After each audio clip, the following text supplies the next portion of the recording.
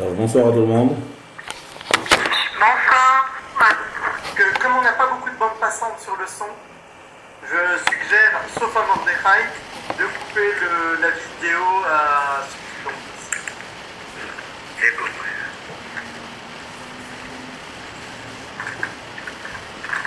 On commence. On y va.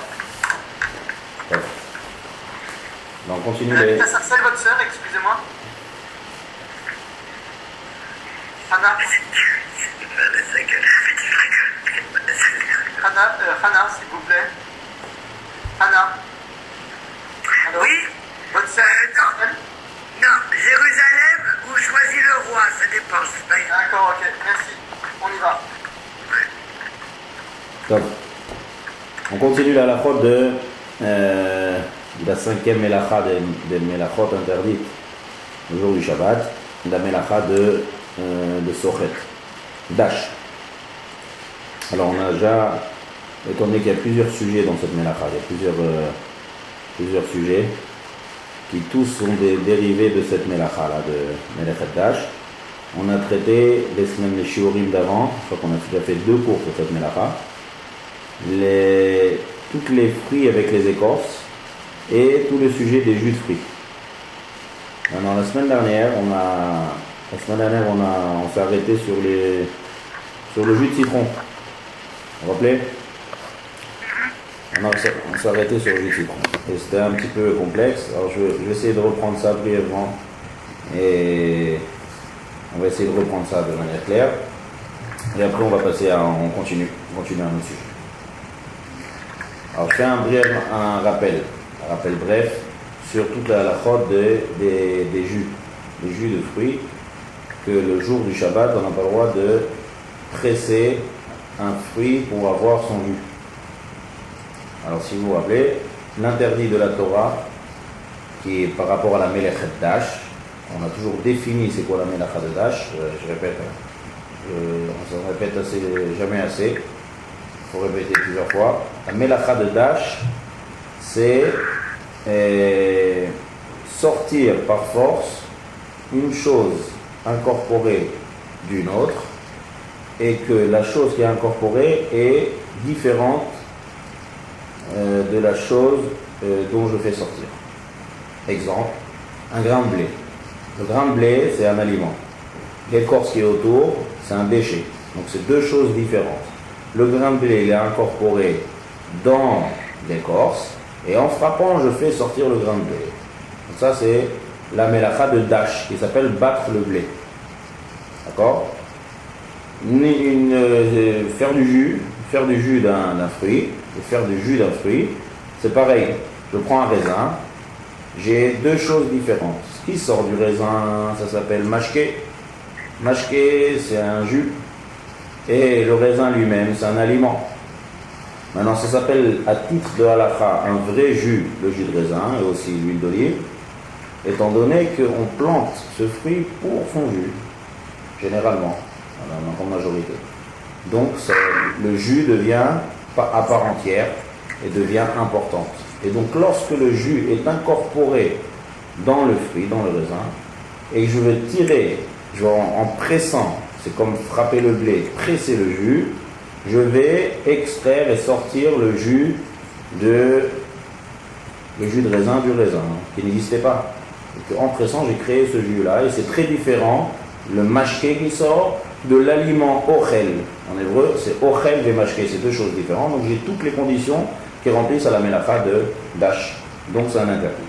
Tous les autres fruits, qui ne sont pas plantés spécialement pour leur jus, c'est pas assez important pour considérer ça comme un jus. Donc, il nous manque dans la définition que c'est pas un vrai jus, donc c'est pas 2 choses différentes par rapport au fruit, c'est en fait une partie du fruit. Et donc, c'est pas un interdit de la Torah, si je presse tous les autres fruits. Par contre, viennent les chachamim et interdisent. Pourquoi? Parce que ça ressemble. Donc si je presse pour le jus, ça ressemble à l'olive au raisin, et donc c'est interdit par les chachamim de presser et de faire du jus de fruits. Tout ça, c'est acquis des cours d'avant. Maintenant, on arrive au citron. Le citron, apparemment, le citron, si je réfléchis, il ressemble plus au raisin qu'aux autres fruits. Pourquoi? Parce que le citron, il est fait pour son jus. En grande partie, le citron est planté et cultivé pour son jus, le jus de citron. On utilise ça pour assaisonner, on utilise ça pour faire de la citronnade, mais il ressemble plus au raisin que les autres fruits. Donc apparemment, c'est déjà plus d'Eoraïta, il y a vraiment toutes les conditions. Le citron, le jus qui sort du citron, qui est différent de l'aliment, qui a été planté pour ça, et qu'on utilise le jus.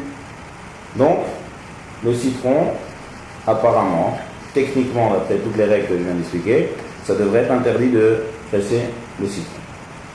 Alors, il faut préciser quelque chose. Si je presse ce citron, comme en général les gens ils font, je prends ce citron et je le presse sur du poisson. Je presse ça sur un aliment. Alors, est-ce que j'aurais le droit de presser le citron sur un aliment? Oui. Oui. Ah oui, c'est pour le manger. C'est pour? Le manger ensuite, c'est normal. Si nous mangeons le poisson assaisonné, c'est bon. Pourquoi c'est bon? Il n'y a pas de problème. Pourquoi, Puisque nous l'avons. pourquoi essayer d'expliquer? Justement. Ben oui.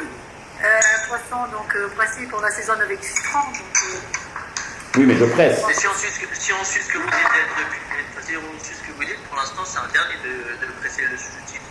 non, mais là, c'est sur une alimentation, donc c'est bon, puisqu'on s'alimente avec. Il a fait. Donc celui qui a posé la question, il n'était pas là la semaine dernière, apparemment. Il ne trompe pas. Je n'étais pas là. Voilà. Et celle qui a répondu, elle était là. Donc, on a expliqué ça la semaine dernière. La semaine dernière, on a expliqué que lorsque je presse, même un raisin et une olive, on a dit au début du cours que c'est un interdit de la Torah. Mais si je presse ça sur un aliment, c'est permis. Ça devient entièrement d'un Issur Torah à un éther, Mutar Gamour. C'est-à-dire, si je presse dans un verre vide ou dans un verre avec du jus, c'est un interdit de la Torah. Si je presse ça sur un aliment, c'est permis. Pourquoi? Pourquoi c'est permis? Dans les deux cas, je presse. Alors, on revient toujours à la définition. Je dis, la définition des mélachot, c'est la chose la plus importante qui existe. Elle revient toutefois. Quand on a la définition bien en tête, on peut répondre à toutes les questions. La définition indique qu'il faut que j'obtienne quelque chose de différent. D'accord? On a dit toujours deux choses différentes. Le blé de son écorce, le jus du fruit. Lorsque j'assaisonne, je presse sur un aliment, ce que j'obtiens, c'est un aliment. Pourquoi? Parce que lorsque j'assaisonne, comme elle a dit celle qui avait répondu tout à l'heure, lorsque j'assaisonne un aliment, la sauce de l'aliment, ça ne devient pas jus, ça devient aliment. Ça aide ça donne du goût au poisson, ça donne du goût à l'aliment. Donc le jus maintenant, il ne s'appelle pas jus, il s'appelle ochel. La sauce d'un plat, c'est un plat. On n'appelle pas ça une boisson. On appelle ça s'appelle quelque chose qui est lié directement à l'aliment. Donc ce que j'ai dans ma main, j'ai un aliment, j'ai le fruit, le citron en l'occurrence, on sera en train de parler. Le jus que je reçois, il n'est pas jus, il tombe directement dans un aliment. Si je presse ça séparément, si je presse un raisin séparément, donc je reçois du jus de raisin, ça s'appelle mashké, c'est différent. Mais lorsque ça tombe dans un aliment, c'est battel à l'aliment, et donc c'est du ochel, et j'obtiens du ochel. Donc j'ai pas de deux choses. Oui, il est mashké ici, il n'y a pas de mashké. En route, c'est directement, ça tombe directement dans l'aliment. D'accord? Donc ça, presser tous les jus, quand c'est directement pressé sur un aliment, c'est moutard. D'accord? Il y a une petite nuance, on a expliqué ça la semaine dernière. Maintenant, donc je reviens au citron. Donc les citrons apparemment, si je presse le citron sur un aliment, il n'y a pas de question. Pourquoi? C'est moutard, il n'y a pas de mélacha. C'était un aliment, ça reçoit le jus de citron, quand il tombe dans un aliment, ça devient ochel. Donc on a ochel qui donne du ochel. C'est comme si j'avais coupé mon citron en deux et je le sépare en deux morceaux. Il n'y a pas du tout de mélacha d'âge ici. D'accord? Maintenant, je parle d'un autre sujet maintenant. On a parlé de quelqu'un qui veut faire une citronnade. Comment on fait une citronnade? Ou bien on prend un verre vide et on presse un citron dedans et après on rajoute de l'eau, ou bien même l'inverse, peu importe. On met de l'eau et après on presse le citron dans de l'eau. Donc si par exemple je prends un autre fruit, on va parler par exemple d'une orange. Je veux faire un jus d'orange le Shabbat. Donc on a dit, presser une orange, comme on a expliqué tout à l'heure, c'est un interdit des chachamim, parce que ça ressemble au raisin. J'ai mon orange et j'ai le jus d'orange, deux choses différentes. Donc ça ressemble au jus de raisin avec le raisin, chachamim ont interdit.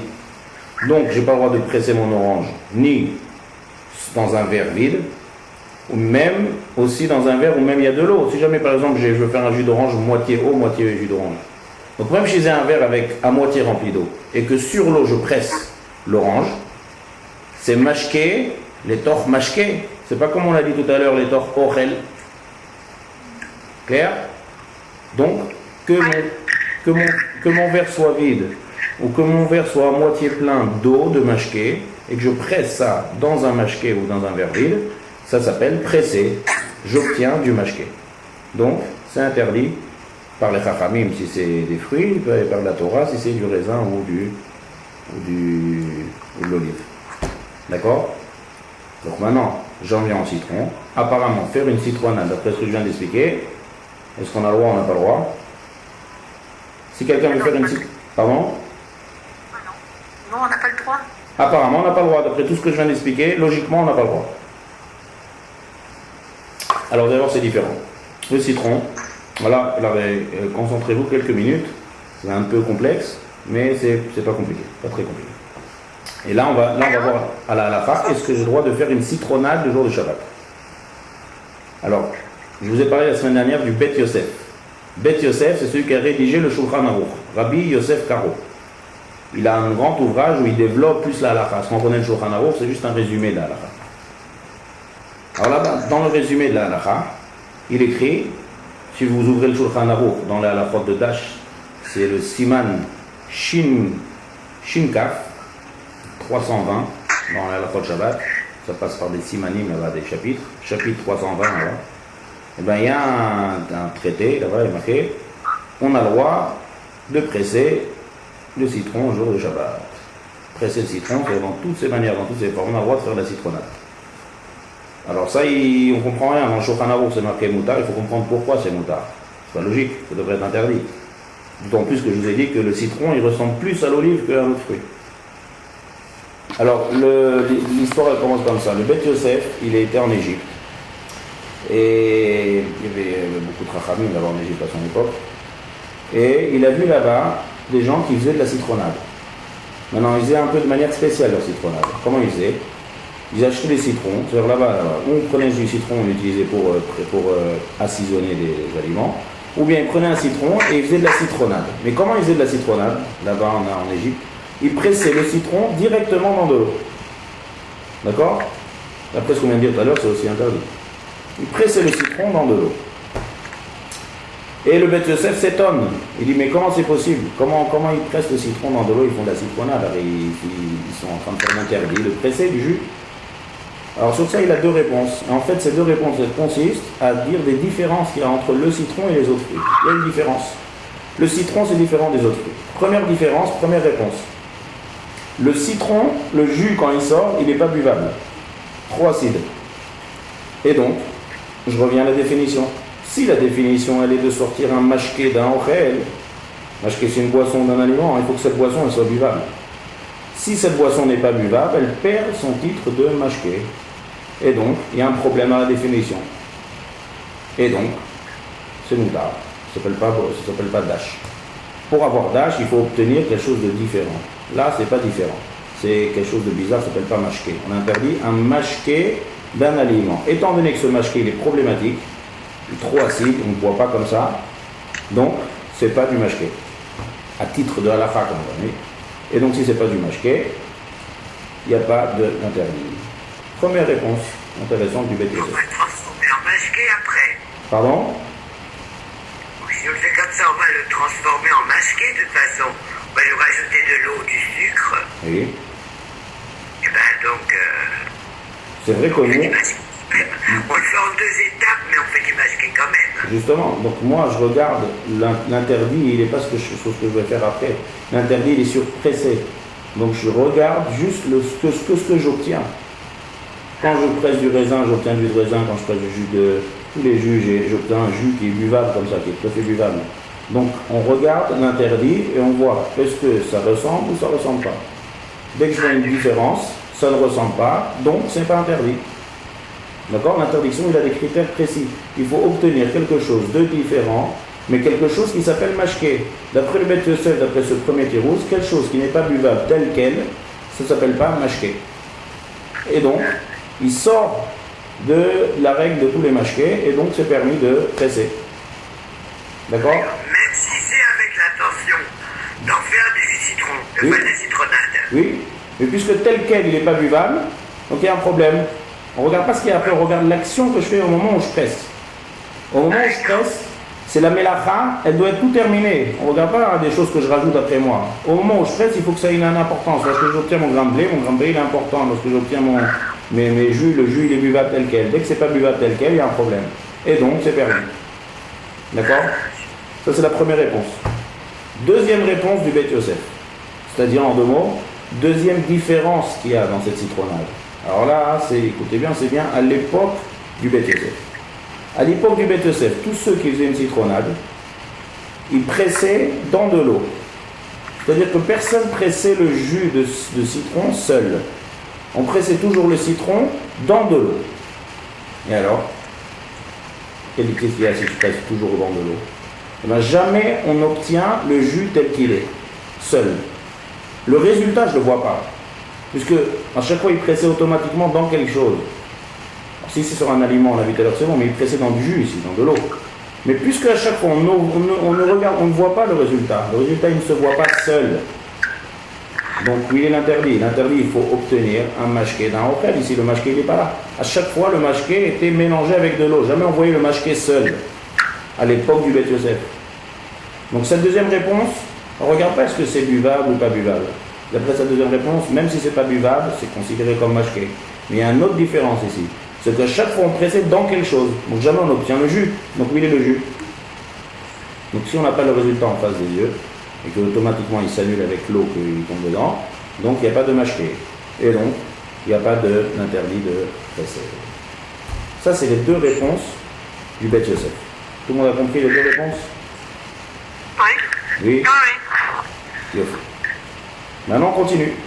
Aujourd'hui, Pour la les nouveaux situation... arrivants, Jonathan et Yuri, aucun problème pour poser des questions.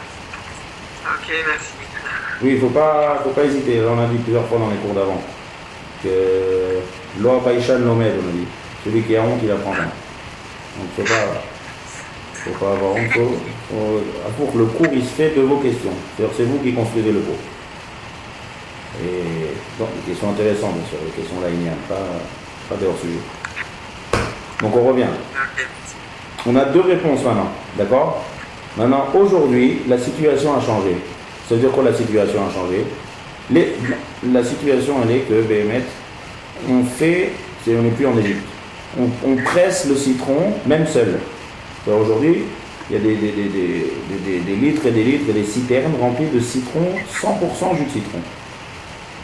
Et on vend ça, et les gens ils font ce qu'ils veulent après. Ou bien ils assaisonnent, ou bien ils se font leur citronnade. En tout cas, dans le marché, il y a du jus de citron. On presse du citron avec le jus seul, 100%. Alors là, c'est différent. Si je vais d'après la première réponse du Beth Yosef, qui nous dit que quelque chose qui est imbuvable, c'est pas du jus, à titre de halakha. Alors même aujourd'hui, personne n'achète un jus de citron, il a soif, il ouvre une bouteille de 100% jus de citron, il commence à boire. C'est imbuvable. Il y en a peut-être des gens comme ça, mais en tout cas, on a vu qu'on regarde toujours la majeure partie du monde. On ne boit pas comme ça le jus de citron.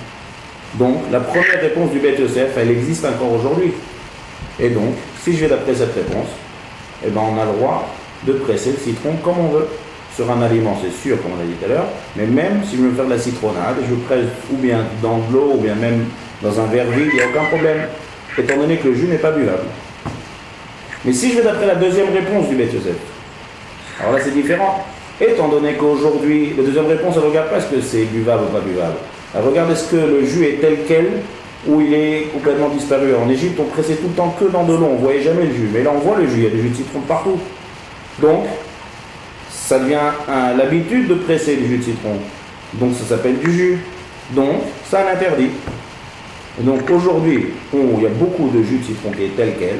Alors là, on n'aura pas le droit de presser et de faire de la citronnade. Tout dépend comment je vais expliquer le minhag qu'il y avait en Égypte d'après le Beth Yosef. Est-ce que c'est le premier d'après la première réponse ou d'après la deuxième réponse? Alors, halakha, qu'est-ce qu'on fait maintenant? Alors, je vous ai dit la semaine dernière. Le Rav Ovadia Yosef, il est posek. Pourquoi? Pour vous démontrer pourquoi c'est très long, je vais juste dire la fin, la maskana. Le Rav Yosef, il est posé comme la première réponse du Bet Yosef. Comme ça, il explique le Shulchan Aruch, il dit que c'est moutar. Donc, à la il est posé qu'aujourd'hui, il n'y a aucun problème de faire une citronnade. On a le droit de presser du citron comme on veut, en toutes ses formes. Sur un verre vide, même sur de l'eau, il n'y a pas de problème. Le Mishnah Berurah, il faut savoir que c'est le grand posek des Ashkenazim. C'est le Chafetz Chaim. D'accord, le Chafetz Chaim, il a un ouvrage sur le Shulchan Aruch qui commente et qui explique le Shulchan Aruch. Il a un des séfers les plus vendus dans les Sfarim, dans le monde juif. C'est le grand séfer, le grand posek, c'est le Chafetz Chaim. Il a 100 ans, c'est très récent. Il a écrit ça il y a 100 ans. Donc, le Chafetz Chaim, il est posek comme le deuxième tirout du Bet Yosef. Donc il dit qu'aujourd'hui, où on presse beaucoup de jus, ça devient un mashké, et donc c'est interdit de presser, de faire de la citronnade. Ça c'est l'explication pourquoi les Ashkenazim qui ont Mishnah Berurah sont poskim sasso, et pourquoi le Rav Yosef et le posek c'est moutar. Maintenant, même dans les rabbanim sfaradim, il y en a qui interdisent. Donc, assez les harav, comme on a dit, les stalek minasafek, chacun il suit son rav. Ça c'est les différentes. Celui qui veut presser du citron, il a le Rav Yosef, avec quoi s'appuyer.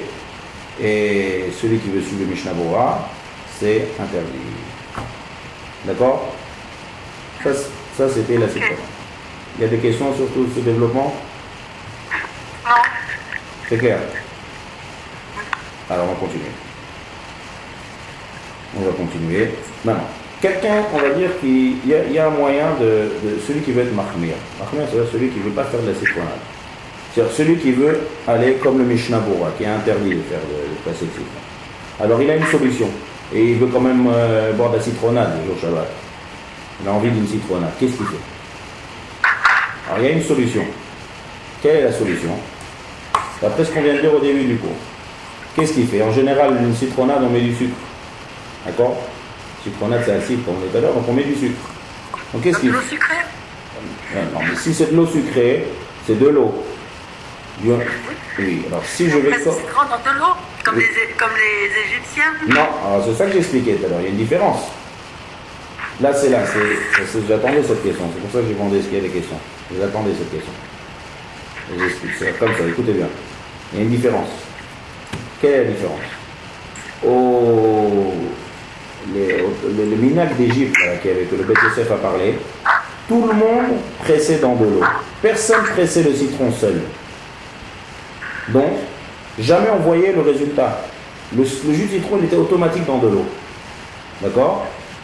Tandis que maintenant, on presse le citron seul. Donc le jus de citron, il a un titre de mashké.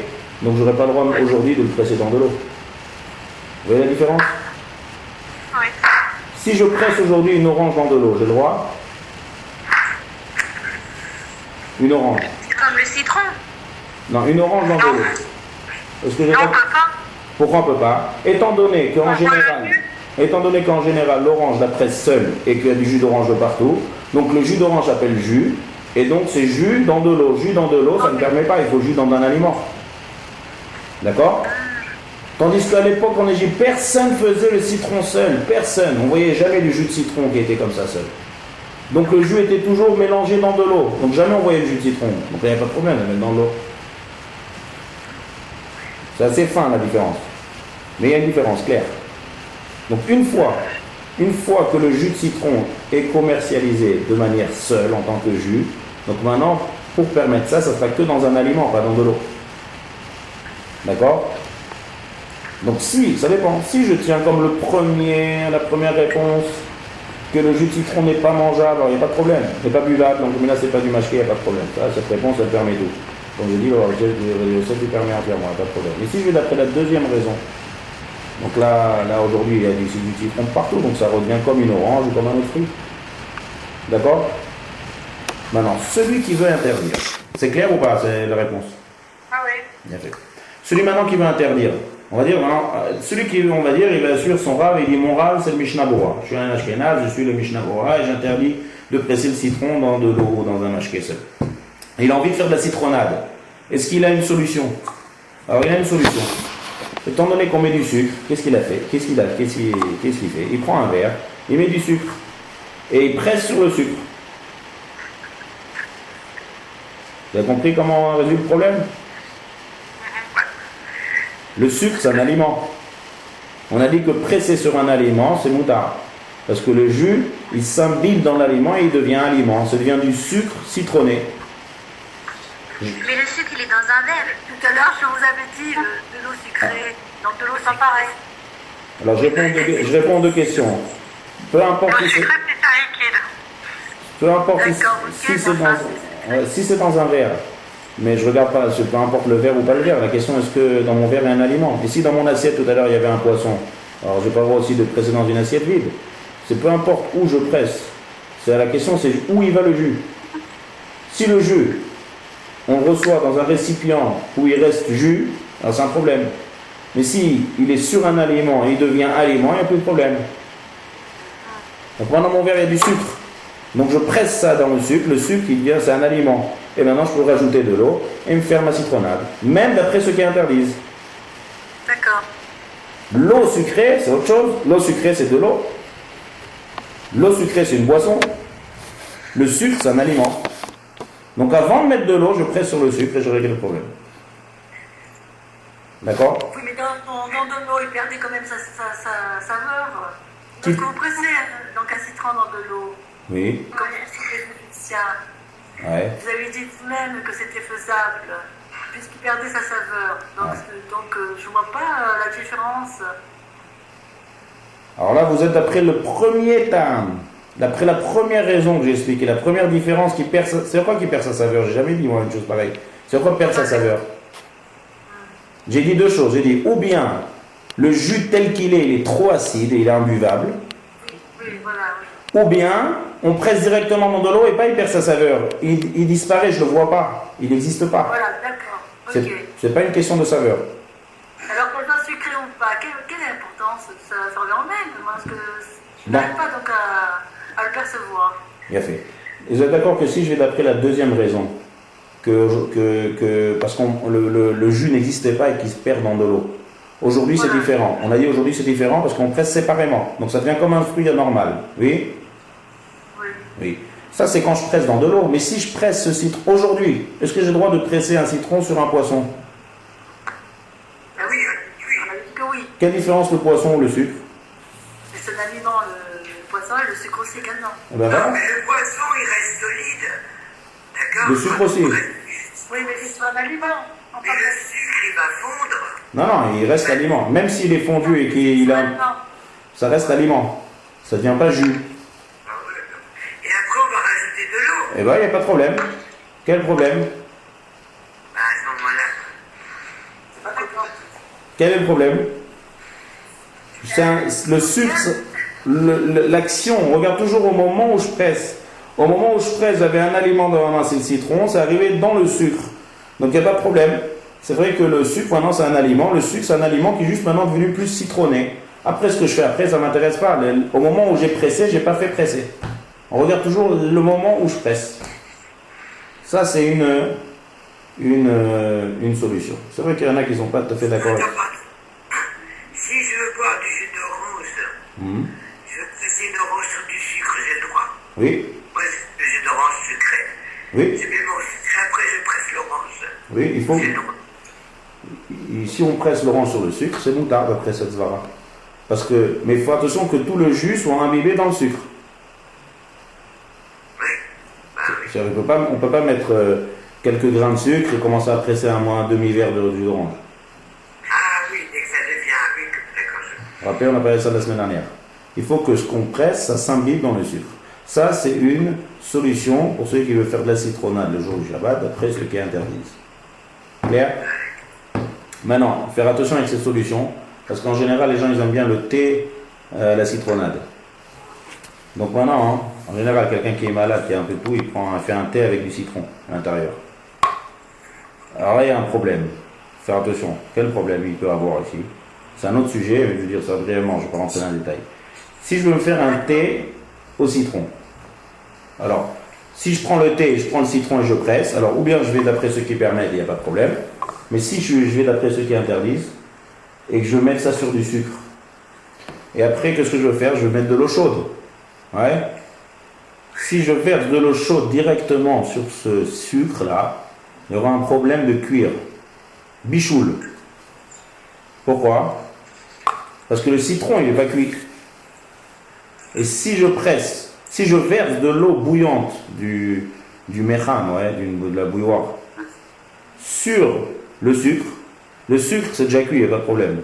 Le sucre cristallisé aujourd'hui, il est cuit, il n'y a pas de problème de verser de l'eau bouillante directement dessus. Mais dans ce sucre, il y a du citron. Et ce citron, il n'est pas cuit. Donc maintenant, je rentre dans un autre problème de bichoul. Clair? Je cuis le citron qui se trouve dans le sucre. Donc, qu'est-ce qu'il faut faire? Qu'est-ce qu'il faut faire si quelqu'un il veut se faire un thé citronné? Alors il prend un verre, il prend un autre verre, il prend un verre du mecham, il remplit un verre d'eau chaude, et ce verre d'eau chaude, il va le verser sur le sucre. Pourquoi? On verra ça en temps voulu dans la mélacha de Bichoul. Mais vous comprenez ce que je dis là, oui? Ouais. Pardon? Voilà, cliché. On va pas commencer à expliquer tout ça, mais puisqu'on parle de la citronnade, donc c'est bien juste de préciser ça. Que si je fais ce patent là de verser du citron sur du sucre, de presser un peu de citron sur le sucre, je ne pourrais pas verser directement de l'eau bouillante sur ce sucre là. Parce que je cuis le jus de citron. Donc, il faudra passer par un autre verre, et ce verre là le verser sur le jus de citron. D'accord? Ou bien mettre une tranche de citron dans l'eau chaude. Il n'y a pas de problème aussi. Deux possibilités. D'accord? Donc ça, c'était pour le citron. Ce fameux citron, on boucle le sujet. Et voilà. La citronnade pressée sur un aliment, il n'y a pas de problème. Faire de la citronnade pressée sur de l'eau, sur un verre vide, d'après le Rav Yosef, c'est permis. D'après les Ashkenazim et certains Rabbanim, c'est interdit. On a vu une solution pour ceux qui interdisent, de presser ça sur le sucre, parce que ça revient comme le poisson, c'est même la même idée, et à faire attention, si on veut se faire un thé avec de l'eau bouillante, de ne pas verser directement sur ce sucre, de mettre directement du mecham, de la bouilloire, sur ce sucre-là citronné. Bien fait. Pardon, j'ai juste une question par rapport au thé, justement, parce que le thé, de toute façon, il faut passer par un cléchénie de toute façon. Est-ce que dans ce cas-là, on peut mettre le thé et le sucre avec du citron dans un même verre, qui est le cléchénie déjà? On prend d'abord l'eau chaude de clé richonne, et on met sur le thé et le citron en même temps? Ou est-ce qu'il faut d'abord faire le thé et ensuite seulement mettre sur le sucre? Très bien. Répétez encore une fois, parce que je n'ai pas commencé à dire. Oui, je suis peut-être pas très clair, puisqu'il est 4h du matin là où je suis, donc je me réveille un peu. Alors, c'est pour le thé. De toute façon, il faut passer par un cléchénie pour faire du thé. Alors, le thé, c'est très très long. Je ne peux pas maintenant commencer à faire la robe du thé. C'est très long, ça dépend. Voilà, mais juste par rapport au citron, est-ce que dans ce cas-là, on peut mettre le sucre et le citron avec le sachet de thé dans un cléchénie et puis verser de l'eau chaude qui est passée par un clé richonne ensuite? Ou est-ce qu'il faut d'abord faire le thé et ensuite rajouter seulement le sucre? Alors, le sucre qui est citronné, le seul problème qu'il y a, c'est de verser directement d'une bouilloire. Alors, oui. Directement. Dès que ce n'est pas directement, je passe par un autre intermédiaire, il n'y a pas de problème. Ok, parfait. C'est direct. Pourquoi? Alors là, ça en expliquera en temps voulu. C'est bichoul, ça c'est la mélacha de bichoul. Mais si on peut rester 2 secondes sur le thé, là, l'histoire du sachet. Ah non, on va pas parler du thé. Non, il y a beaucoup à parler. Le thé. C'est ça, Shabbat. Oui. Tout à fait, parce que moi aussi également, je bois beaucoup de thé le Shabbat et j'aimerais savoir si je suis en faute ou pas. Qu'est-ce qu'on fait avec le petit sachet? Alors, qu'est-ce qu'on fait? On attend 3 mois jusqu'à ce qu'on arrive au bichoul de thé. Pendant 3 mois. S'il vous plaît, Rav. Attendant, ce café. C'est très important. Ah ouais, mais ça, on a du temps. Alors, je vais faire en très très bref, sans question alors. En très bref. Il y a 2 sortes de thé. Il y a les sachets et il y a l'essence. Il y a le jus de concentré de thé. Il y en a qui préparent le concentré avant Shabbat. Ça s'appelle l'essence de thé. D'accord? Il y a l'essence de thé et il y a les sachets de thé. Non, ça, en général, c'est les deux sortes de thé qu'il y a. Donc, prendre un sachet, encore une fois, non, en général, on a de l'eau chaude. Comme on a l'eau chaude le Shabbat, je ne sais pas comment c'est en France, mais je crois que c'est des bouilloires déjà prêtes. Vous voyez, c'est des bouilloires électriques qu'on appuie avant Shabbat. Ça s'appelle le Mecham de Shabbat, ça s'appelle. Ouais. Parce qu'on ne peut pas faire la bouilloire électrique. Donc, en général, on laisse une bouilloire, je ne sais pas comment on appelle ça, un Mecham, ça s'appelle ici en fait. Ouais. Kumkum Khashmali. Non. Comment je fais monter? Si je prends mon verre et je verse directement, il y a un petit robinet là-bas, oui. Le robinet, j'ouvre le robinet, c'est de l'eau bouillante ça. De l'eau bouillante qui sort du kumkum. Alors j'ai pas le droit de verser ça directement sur du sachet de thé. Donc il faut... C'est pour ce que je faisais. Ah oui, ça il ne faut pas verser. Donc qu'est-ce qu'il faut faire? Il faut prendre un verre vide, prendre un verre d'eau, remplir un verre d'eau, d'accord? Et dans ce verre, maintenant, je peux faire ce que je veux avec, dedans. Je peux mettre ce que j'ai envie. D'accord? Le problème, il est de verser directement sur le thé. Mais si maintenant j'ai un verre qui est vide et que je remplis ce verre il s'appelle Klisheni, on verra ça ce que c'est Klisheni là. Et c'est un deuxième verre en fait. Et dans ce verre, je peux mettre ce que je veux. Je peux mettre le thé, je peux mettre le sachet, je peux mettre le sucre. Il n'y a pas de problème. D'accord? C'est tout. C'est comme ça qu'on fait le thé. Bon, il y a encore plein de détails, mais ça c'est en très très bref. Il y a aussi le café. D'accord? Maintenant on continue. Nos halachot de Melechet Dash. Alors, il y a les interdits des Chachamim. Il y a encore un autre sujet. C'est les xérot de Chachamim, qui est dans les choses qui ressemblent à presser. Tous les jus. On n'a pas encore fini avec les jus. Avec les jus, on a fini. Mais on va voir un autre interdit des Chachamim qui ressemble à ça. Ressemble. Rien à voir avec les jus, mais qui ressemble à ça. Alors, les Chachamim, petite introduction d'abord. Savoir que les Chachamim, quand je dis les Chachamim, où est-ce qu'ils se situent les Chachamim? Dans le Talmud. Talmud de Babel, c'est la Gemara. Maintenant, le concentré de la Gemara, c'est la Mishnah. Donc il y a des Mishnayot. La Mishnayot, c'est en fait le concentré de toute la Torah chez Béal Pé. Alors dedans, on va voir ou bien des explications aux lois de la Torah, ou bien des règles de Chachamim. Alors je vais vous lire une Mishnah de Shabbat. Une Mishnah dans ma Masechet Shabbat. C'est marqué là-bas comme ça. On n'a pas le droit d'écraser de la neige et de la grêle le jour du Shabbat. Écraser, les rasek, en meraskin. Mais j'ai le droit de mettre la neige ou bien de la grêle dans un verre. Point. Ça c'est la Mishnah. Alors il faut expliquer ça. J'ai pas le droit de prendre de la neige le jour de Shabbat ou bien de la grêle et de casser ça, de piler ça. Pourquoi? Quelle explication de cet interdit-là? Par contre, j'ai le droit de mettre et de laisser fondre et j'obtiens le résultat. Le résultat, lorsque je prends un verre de neige et je le mettrai au soleil, ou un verre de grêle et je le mets au soleil, je vais avoir de l'eau. Alors, ça j'ai le droit. Mais de prendre la neige et la grêle et de presser, de casser dessus, j'ai pas le droit. Ça, c'est un interdit des Chachamim. D'accord? Pourquoi? Il faut expliquer pourquoi. Alors, il y a deux explications à ça. La première explication, c'est lié avec le sujet qu'on est en train de voir. Ça ressemble à presser un jus de fruits. C'est-à-dire quoi ça ressemble? Il y a une différence ici. Le jus, il est incorporé dans le fruit. Et je presse, j'obtiens un mashké d'un ochel, d'un aliment. Tandis que là, si par exemple j'ai de la neige ou de la glace, on peut dire que l'eau, elle est incorporée dans la neige. La neige, c'est un flocon, le barat, c'est à l'état solide, et je passe de l'état solide à l'état liquide. C'est différent d'un jus de fruits. C'est différent. Mais ça ressemble. Ça ressemble. Je prends un morceau de grêle ou un morceau de neige, je casse, je presse, et j'obtiens de l'eau. Donc je passe de l'état solide à liquide, c'est deux choses différentes. C'est vrai que ce n'est pas incorporé à l'intérieur, mais ça ressemble. Si ça ressemble, viennent les Chachamim, c'est ça la logique des Chachamim. Dès que ça ressemble à un interdit, on interdit. Parce que Chachamim décide, bien sûr, qu'est-ce qui ressemble, qu'est-ce qui ressemble. D'accord?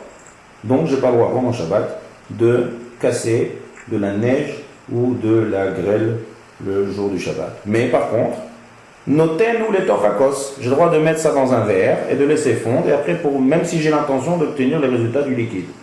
Quelle est l'explication à ça? Pourquoi j'ai le droit? La question elle est simple. C'est que là, je fais une action, là, je ne fais pas d'action. Si je veux interdire, parce que ça ressemble à presser, dash, c'est une action, c'est casser, c'est presser. Mais si je fais rien, ça se fait automatique. Alors c'est vrai que tout mon intérêt, je mets ça au soleil, je mets ça dehors avec l'intention de faire fondre, mais étant donné que je ne fais pas d'action sur la chose, et je ne transforme pas la chose, c'est permis. Il y en a qui expliquent l'interdit, c'est parce que c'est comme si je crée quelque chose, je passe de l'état solide à l'état liquide. Mais peu importe comment j'explique, ça c'est l'explication de l'interdit des Chachamim. D'accord? Maintenant. Technique maintenant, on arrive à la Khalemase. Comment on arrive à la Khalemase? Vous allez voir qu'apparemment c'est bizarre, c'est à la neige et de la grêle, mais vous allez voir que c'est très pratique. Dans quoi c'est pratique? Dans les glaçons. Les glaçons, on aime bien boire, on a parlé des jus, maintenant on va un peu rafraîchir les jus avec les glaçons. Quelqu'un il veut utiliser les glaçons Shabbat. Donc il sort du congélateur les cubes de glaçons. D'accord? Alors, s'il prend ce glaçon-là, et maintenant il veut de l'eau, il n'a pas le temps, il veut, je sais pas, il a très chaud en été, il veut un bon verre d'eau fraîche, il n'y a pas d'eau fraîche, il n'y a que de la glace. Donc il prend plein de glace, et il commence à piler sur la glace, il prend quelque chose, et il tape sur la glace, et il obtient maintenant un bon verre d'eau glacée. Alors c'est interdit, ça rentre dans le vidéo que l'interdit, c'est exactement pareil. Il n'y a pas de différence, malgré qu'on peut faire une petite différence, mais il n'y a pas de différence entre la neige et de la grêle, ça c'est ce qu'ils ont parlé les Chachamim, et à notre époque aujourd'hui les glaçons. Apparemment on peut faire une différence. Quelle différence on peut faire? On pourrait faire une différence. C'est que la neige elle n'a jamais été liquide, elle a toujours été flocon. Et la grêle elle a toujours été grêle. Et là lorsque je fais, c'est comme si je crée quelque chose de liquide qui a jamais été. Tandis que le glaçon il était une fois liquide, il est devenu solide et il redevient liquide. Mais peu importe, c'est l'homme chalet. L'interdit, il est passé de l'état solide à l'état liquide. Donc au moment où il est glaçon, il s'appelle solide. Au moment où je reçois, j'ai une autre chose, quelque chose de nouveau. J'ai du jus. Alors c'est vrai que ce n'est pas incorporé, comme on a expliqué tout à l'heure. Mais ça ressemble. Et au moment que ça ressemble et j'obtiens quelque chose en forçant, j'ai pas le droit. Donc ce cas-là qu'on a parlé tout à l'heure, quelqu'un qui veut de l'eau froide, et qui prend plein de glaçons, qui tape dessus, et pour avoir du jus, c'est interdit. Par contre, s'il a un verre d'eau, et il met son glaçon dans l'eau, pas de problème. Pourquoi il n'y a pas de problème?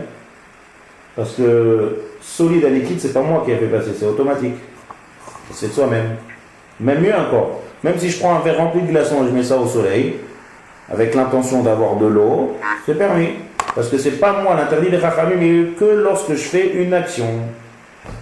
D'accord? Donc tout dépend, est-ce que je casse la glace, le glaçon, ou je le casse pas? Maintenant, ça, si on va avec cette explication, même si Naïm, mon glaçon il est dans de l'eau, et que je frappe sur le glaçon qui est dans de l'eau, ça sera aussi interdit. C'est-à-dire, peu importe si je vois le résultat ou si je ne vois pas le résultat. L'interdit est de prendre quelque chose et avec moi je force sur la chose de solide et je le transforme en liquide. Ça ressemble beaucoup à presser un jus de fruits, d'obtenir quelque chose d'autre, quelque chose de différent. Et donc ça rentre dans l'interdit, c'est assourd. D'accord? Maintenant, exemple pratique, à part l'histoire du glaçon. Quelqu'un, par exemple, ça c'est un cas classique que j'ai déjà vu plusieurs fois.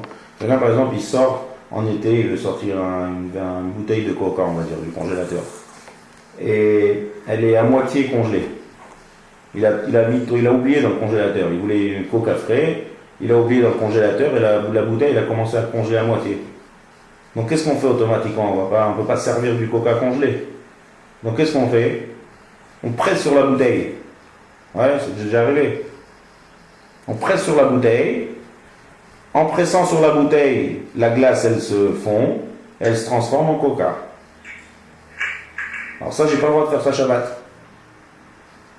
Parce que je transforme la glace, le coca qui était congelé, en coca. Parce que j'ai appuyé dessus, j'appuie sur la bouteille et je le presse. D'accord? Pareil. Maintenant, il y a une autre halakha, le Shulchan Aruch qui parle d'une autre halakha. Si par exemple quelqu'un il veut boire, un endroit il veut boire de l'eau, mais il est en Sibérie, là-bas tout se congèle en quelques minutes. Et il y a une couche de glace dessus. D'accord? Et il veut arriver maintenant à l'eau en dessous. Est-ce qu'il a le droit de casser la glace pour arriver à l'eau.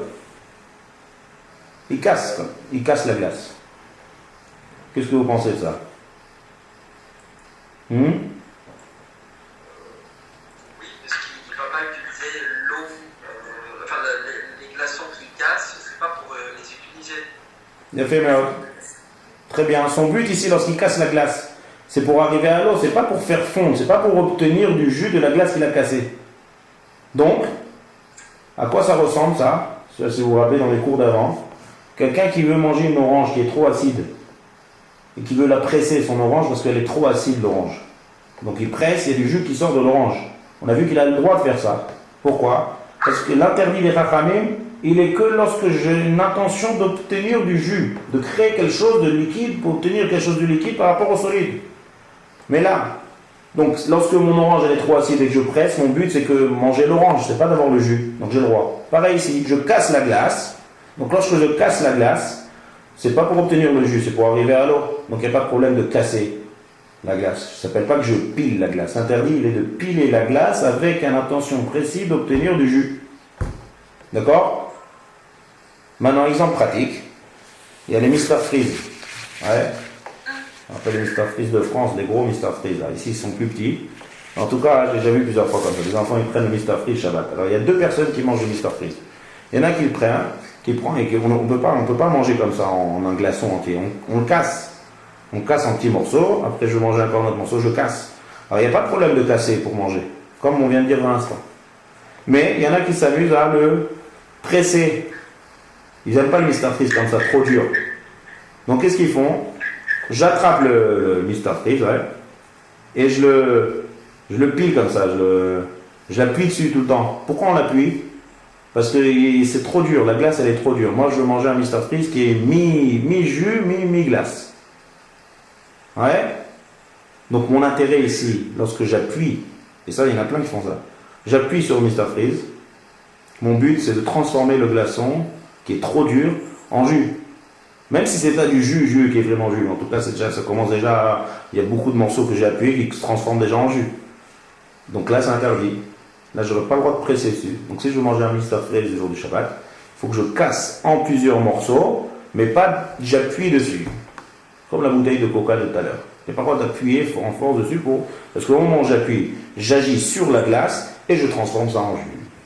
D'accord? Donc, ça, c'est une halakha le maaseh de ce deal-là des Chachamim. Qu'est-ce qu'il y a encore de maaseh là-dessus? Ouais. Marcher sur de la neige. Bientôt, il va y avoir de la neige. Aujourd'hui, il a plu ici. La neige en France, c'est bientôt. Marcher sur la neige le jour de Shabbat.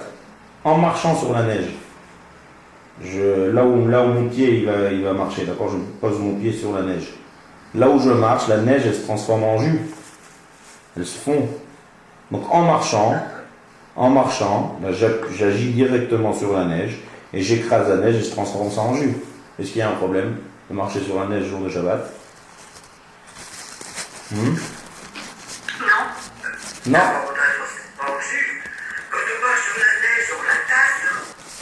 Ça dépend où on marche. C'est vrai que des fois, on peut tasser s'il y a beaucoup de neige, mais si on est sur un trottoir où il y a un peu de neige, en marchant, on transforme ça en jus. Donc si je marche et je prends, ça se transforme en... Ouais, mais si je marche sur la neige, donc je fais fondre la neige. Alors la réponse, elle est comme... Peu importe. Non, elle arrose la terre. Non, sur du goudron, on va pas... Non, je parle sur du ciment, sur un truc cimenté, on va pas compliquer. Donc je parle sur du ciment. Là, alors c'est comme, je sais pas qui c'est qui vient de dire, on la mange pas, c'est-à-dire qu'on la mange pas. C'est ça à peu près la réponse. On presse de la neige, mais ce n'est pas validant. On ne rentre pas dans les interdits. C'est ça exactement, c'est pareil, c'est le même principe. Étant donné que mon but ici, c'est pas de faire du jus de neige, c'est pas obtenir le résultat, c'est comme la glace qu'on a parlé tout à l'heure, casser pour arriver à l'eau. Étant donné que je marche, mais moi je suis pas du tout intéressé par le jus, d'accord? Donc il n'y a pas d'interdit. L'interdit des Chachamim, il est que pilé pour obtenir le jus. Rappelez-vous, on n'interdit pas comme ça, on interdit parce qu'on ressemble, ça fait référence au jus de fruits. Donc le jus de fruits, c'est pour boire le jus. Donc là, on a parlé d'ailleurs du Mr Freeze. Là-bas, lorsque j'appuie dessus, c'est parce que je veux pas manger de la glace, je veux manger, il est trop dur. Je veux manger du pressé, je veux manger quand il est déjà en liquide. Là c'est interdit. Mais la neige, personne n'est intéressé par le jus de neige. Donc il n'y a pas de problème. Il n'y a aucun problème de marcher sur de la neige. D'accord? Aucun problème de marcher sur la neige. Quand on de casser la glace, l'interdit sera que de prendre le glaçon et de le piler comme ça pour obtenir un résultat de jus. De passer de l'état solide à l'état liquide. D'accord? Maintenant, entre parenthèses, si on parle des glaçons, l'effet inverse, c'est-à-dire de faire des glaçons Shabbat, on a le droit. D'accord? Là, on parle de l'inverse. On a parlé de prendre un glaçon et de le casser. Maintenant, je veux prendre un pack de glaçons vendredi soir, on va dire, et je le mets, Shabbat midi, je veux prendre des boissons avec des glaçons. Alors, je mets le pack, la nuit de Shabbat, le soir de Shabbat, dans le congélateur. On a le droit. Il n'y a pas de problème. Pourquoi? Parce que, premièrement, il n'y a pas de construire ici. Quel est l'interdit qu'il peut avoir? C'est que j'ai construit, j'ai passé de l'état liquide à l'état solide. Ouais. Alors, il n'y a pas d'halakha de construire dans les aliments. On verra ça quand on y fera Bezrat Hashem l'interdit de bonnet, de construire. Dans les aliments, il n'y a pas d'interdit de construire. En bonnet ve'ochalim. D'accord? J'ai le droit de faire un château de riz le jour du Shabbat. Il n'y a pas de problème de construire dans un aliment. Deuxième chose, c'est vrai que je passe de l'état liquide à solide, mais c'est pas moi qui l'a fait, ça s'est fait tout seul. Donc de la même manière que de l'état solide à liquide, on a dit que quand je ne fais pas d'action avec mes mains, je ne crée rien, ça se fait tout seul, il n'y a pas de problème. Même l'effet inverse, il n'y a pas de problème. D'accord? Donc il n'y a pas de problème de faire des glaçons le jour du Shabbat. Et il n'y a pas de problème de passer de l'état liquide à l'état solide, il n'y a pas de problème. Aucun problème, il fatigue. De passer de l'état liquide à solide, j'ai le droit que si je ne fais rien. Si je pile et je fais une action directe avec l'intention d'utiliser le jus, là, ça ressemble à tout ce qu'on a vu dans les cours d'avant, qui est presser du jus. Passer d'un aliment à un jus. Et donc là, ça sera interdit. D'accord? Encore un autre dans ce sujet, on clôture ce sujet. On a parlé du sucre tout à l'heure, oui. Lorsque quelqu'un fait une boisson, donc il fait un thé, comme on a expliqué tout à l'heure, on a le droit de faire un thé. Maintenant, il met du sucre à l'intérieur. D'accord? Le sucre, c'est des grains de sucre. Maintenant, il veut remuer son thé ou son café le jour du Shabbat. Est-ce qu'il a le droit? En remuant, c'est-à-dire que je prends une cuillère et je prends le sucre et je pile sur le sucre. Et je le transforme et le sucre, il disparaît et il se mélange et ça me fait un thé et un café sucré. Est-ce que j'ai le droit? Qu'est-ce que vous pensez de ça?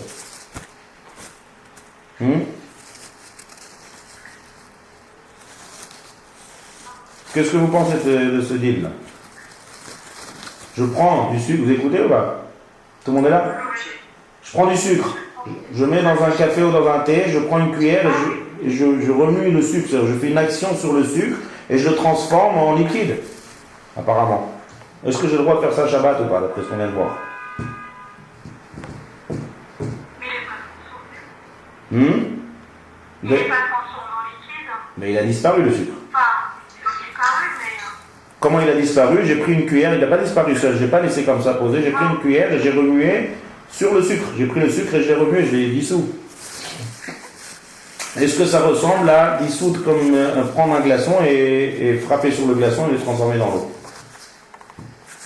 Non, on ne peut pas transformer en liquide, on a utilisé autre chose pour le transformer en liquide. Ça veut dire quoi autre chose? On a utilisé l'eau, enfin le liquide, pour transformer le sucre en liquide. Là-bas aussi, Il n'y a non? pas d'intermédiaire. Le glaçon aussi, il y a un intermédiaire de l'eau. Si on le presse, le glaçon, non? On le presse. Là aussi, je presse le sucre. Alors, il y a une différence. Directement dans l'eau? Ouais, les deux, ils sont dans l'eau. Les deux, j'ai un verre avec un glaçon. On a dit tout à l'heure que de prendre le glaçon et de le piler, même s'il est dans l'eau, on n'a pas le droit, parce que je fais une action sur le glaçon. Je fais dissoudre le glaçon. D'accord? Je fais fondre le glaçon. Le sucre est? Le sucre se dissout déjà tout seul dans l'eau. Il n'a pas besoin de nous. Il a fait, ça veut dire quoi? Même le glaçon, si je continue avec cette vara, même le glaçon, il se dissout tout seul, il n'a pas besoin de moi. Même le glaçon, exactement, peut le laisser tout seul se faire. Oui, donc quelle différence entre le glaçon et le sucre? Même le glaçon, il se fait seul. C'est de l'eau déjà transformée en glaçon. Oui. Donc il redevient haut, ça va pas? Il redevient haut.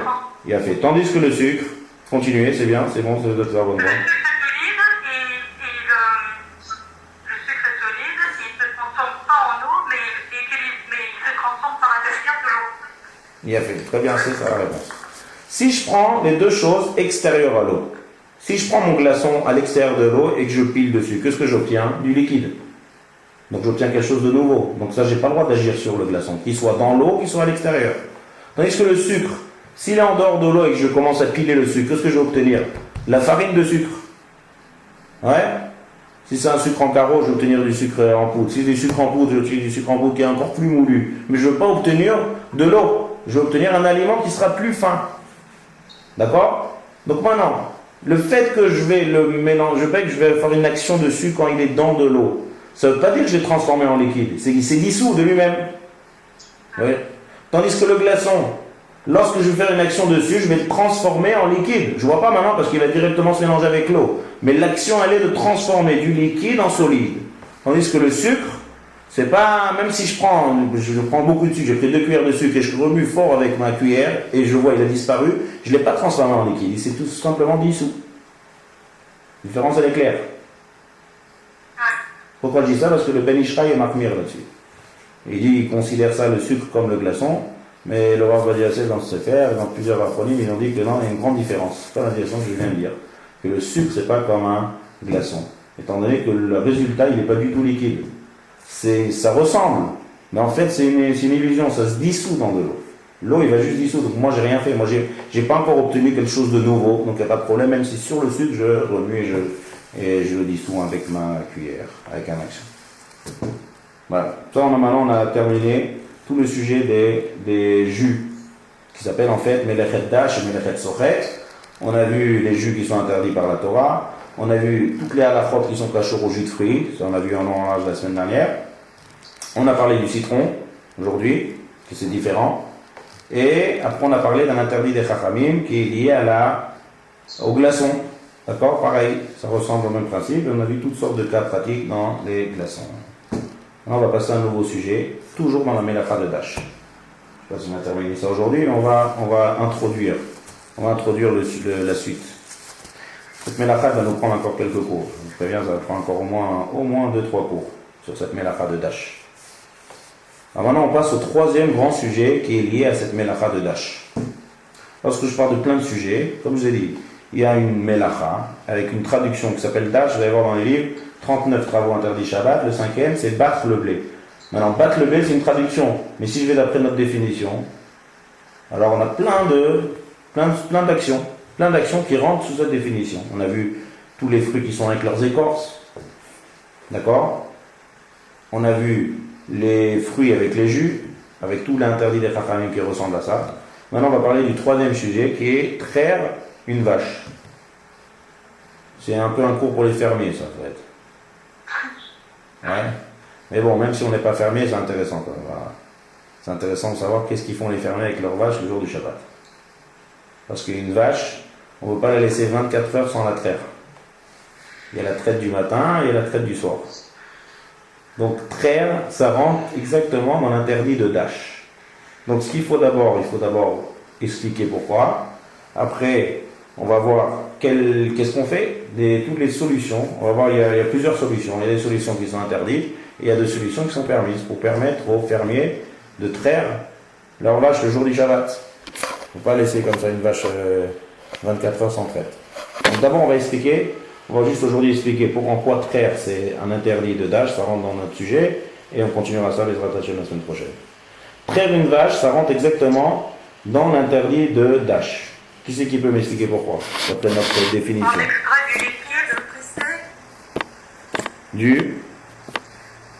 On extrait du liquide, On extrait du liquide de quelque chose de solide. De son écorce, en quelque sorte. Écorce ou aliment. La vache. Ou aliment. Voilà, la vache c'est pas du jus.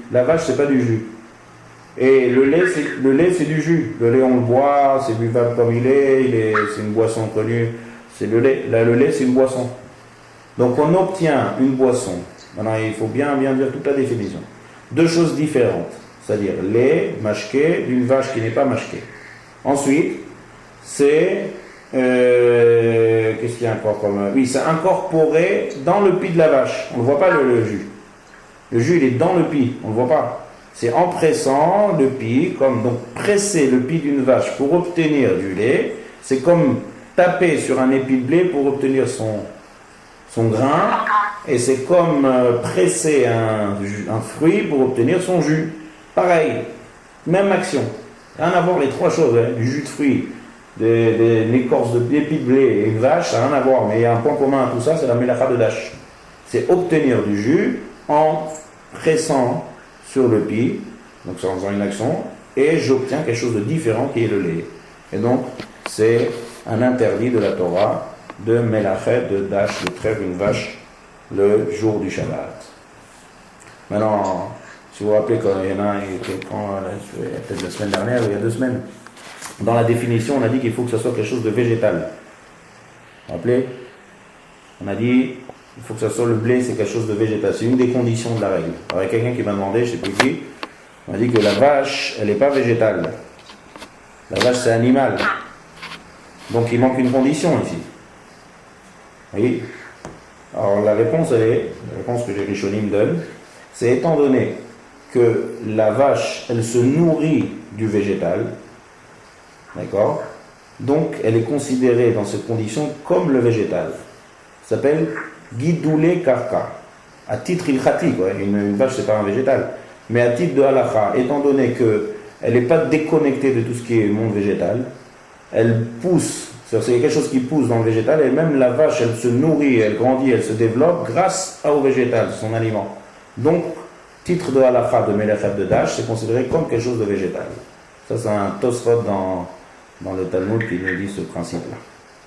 Donc, c'est considéré comme végétal. On obtient du lait, c'est différent de la vache qui est elle-même pas un mashké, qui est une bête, qui est un aliment. Et on presse, et le lait est incorporé à l'intérieur, c'est la mélacha de Dash. Maintenant, il faut trouver une solution. Qu'est-ce qu'on fait avec les fermiers? Un fermier juif, le jour du Shabbat, qu'est-ce qu'il fait avec ses vaches? Alors ça, Bezrat Hashem, on va voir ça. On a dépassé 1 heure déjà. Ouais. Donc la semaine prochaine... Juste avant, oui. Par rapport à la vache, sans faire d'amalgame, c'est la même chose par rapport à une mère qui fait un allaitement? Oui, tout à fait. Ça sort aussi le lait de... Tout à fait. Mais j'aime pas mettre les deux ensemble parce que c'est quand même différent. Oui, mais comme on parlait du végétal et que nous les humains, on mangeait aussi le végétal et l'animal. Oui, mais étant donné que...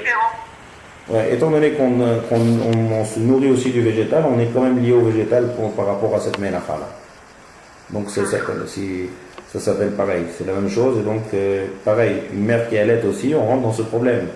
Alors aussi, il va falloir expliquer pour comment une mère elle allaite son enfant le jour du Shabbat. Ça aussi, il faut expliquer. De toute façon, on pose le problème. On explique que Béhémet, tout ce qui est faire sortir du lait qui est mashké de quelque chose qui n'est pas un mashké, extraire, c'est l'action de la mélacha de Dash. D'abord, on pose le problème et après on résoudra le problème, on verra comment on peut résoudre ça.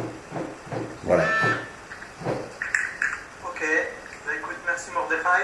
Merci. Merci. Merci beaucoup. Voilà, Shavua Tov. Et non participants, à la semaine prochaine. Merci beaucoup. À la semaine prochaine. À la semaine prochaine. Bonne journée.